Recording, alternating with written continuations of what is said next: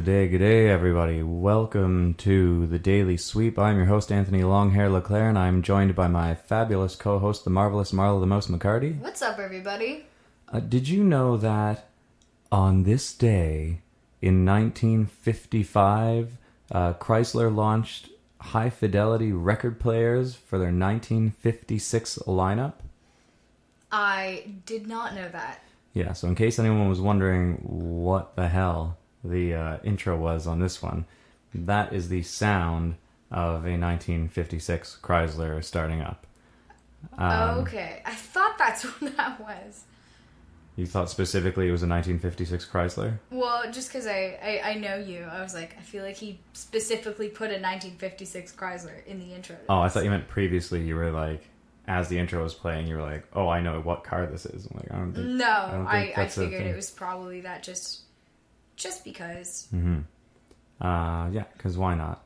Mm. We won't go into details about what type of car and what type of engine specifically, other than the fact that that is a Hemi engine that belongs in a 1956 Chrysler.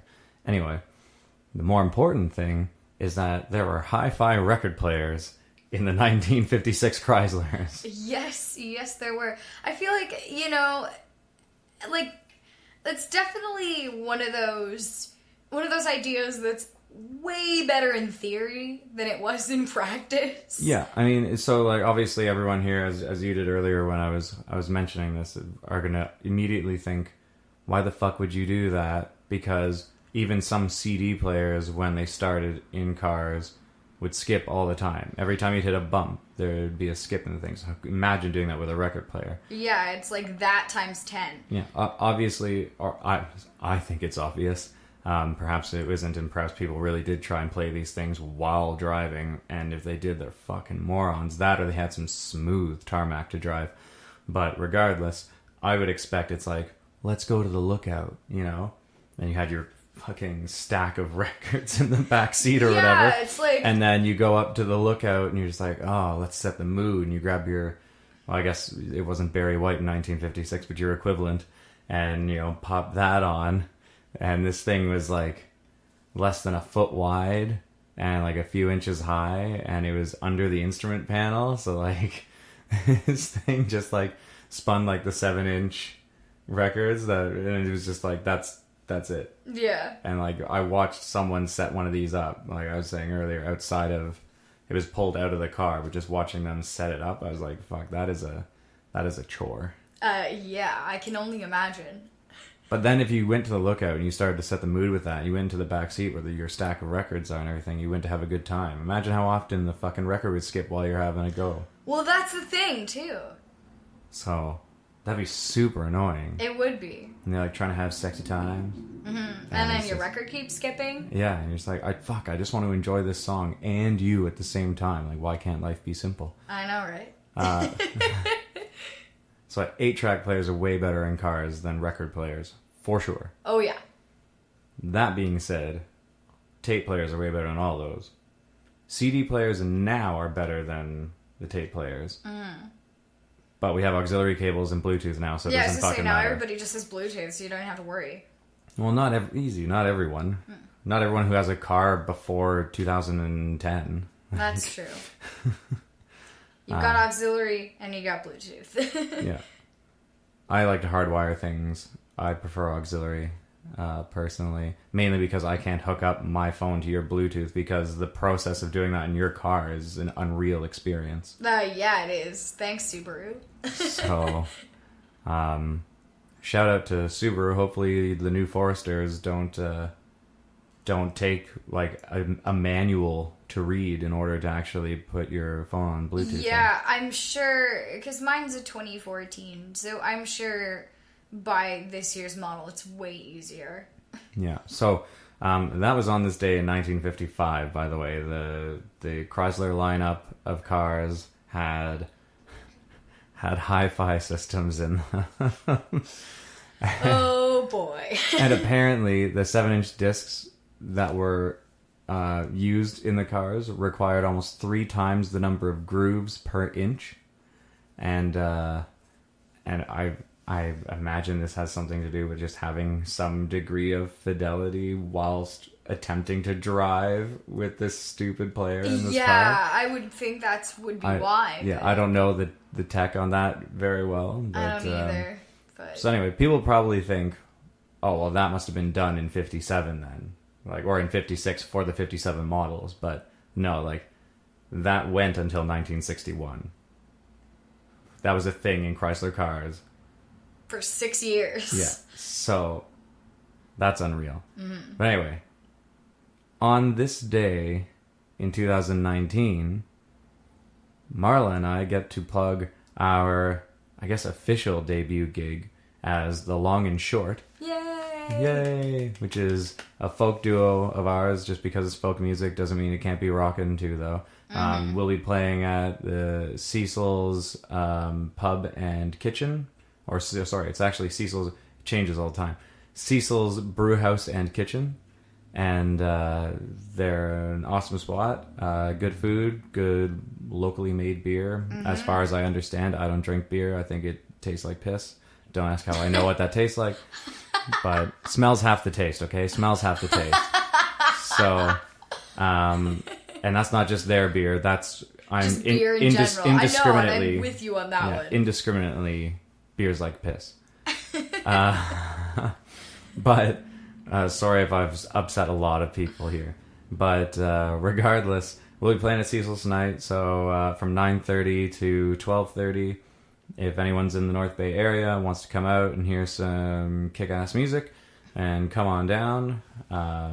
It's right downtown, so it's hard to miss. Anyone who lives in this area probably knows where it is, unless they're a student that just started here, in which case you're probably not listening to the podcast anyway, so whatever. But yeah, but it's also, like 2-minute walk from the bus terminal, so... Yeah. Also, if it's a student here, realistically, I've said the name of the place, just Google it if you want the address. It's guaranteed you've got a smartphone or a laptop or something. That's fair. So come and check out the Long and Short. We'll be playing a mix of originals and covers. We'll be doing duo stuff all the way through, as well as a couple of solo sets, just for kicks. And yeah, so we wanted to pump that out as soon as we could, just so we can get a bit more advertising before the night begins. Yeah. Yeah. Yeah. Yeah. Yeah. Yeah. Yeah. Yeah. So, that's the daily sweep. We are going to be off of the daily sweeps. We're just going to let the dust collect for a few days while we're gone for Thanksgiving. Taking a break for good old Thanksgiving. Yeah. I will be back on Tuesday with another daily sweep. I'm not sure when the marvelous Marla the Mouse McHardy will be back. I'll be back at some point next week. And yeah, so join us again on Tuesday for another daily sweep. And just to make up for the fact that we're taking a couple of days off, we do have Moko Mokai scheduled for tomorrow. Check them out. It's not really like music you want to sit and have turkey dinner with and while listening to it, but I mean maybe. It depends on what kind of turkey dinner you're having. So. Yeah, I mean your family might be pretty fucked. But anyway, the music is great. It's hard hitting rock, alt rock, metal, grunge stuff all mashed together. It's like Stone Temple Pilots and Velvet Revolver and Soundgarden all together. I don't know. It's kick-ass. It's fun. Life of Agony sort of vibes there, with a bigger sound and better quality. So check out that episode tomorrow coming out, and we will be back to sweep something out from under the proverbial rug on Tuesday. And those of you in the North Bay area, come out to Cecil's tonight, 9:30 to 12:30. Get some local brews if that's your thing. Be there or be square. Yeah. And in spite of what Huey Lewis thinks, it's not hip to be a square. No. So come on out. Have a few drinks, listen to some good tunes, and spend the night with us at Cecil's, not like afterwards. It's not that kind of gig. Not that kind of gig. No, we're going home, just the two of us, but spend the time at Cecil's with us. Happy Thanksgiving, everybody. Happy Thanksgiving, everyone. Let the not so dulcet tones of a Hemi engine sat in a 1956 Chrysler play us out. I don't know, roar us out, chug us out, like well us out. All right, happy Thanksgiving, everyone.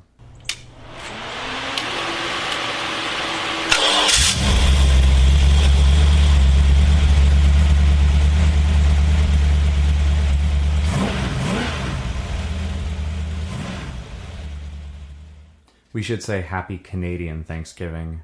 Yeah, because all the Americans out there have it like a month later for whatever reason. I don't even know why that is. Why is that? I don't really know. I'm just gonna like mar history here a bit by just saying, well, the Pilgrims showed up there a month later. Like, I don't know. Sure, we'll go with that. I have no real idea. I don't ultimately care. I get turkey tomorrow. Yeah. And you guys have to wait for another month down Pilgrims south. were early. Thanks for being early. You teetotaling fucks. Yeah. No. So, cause I'm definitely having a couple of drinks with that turkey dinner. But oh yeah. And then we're playing a gig at Long Shots in Deep River tomorrow night after Thanksgiving dinner from 7:30 till about 10:30. So anyone who's in the Deep River area or close enough in the Ottawa Valley, come on out to Long Shots and catch us there as well. Mm-hmm. So have a happy Canadian Thanksgiving. Happy Canuck Thanksgiving. Even you Americans, eh?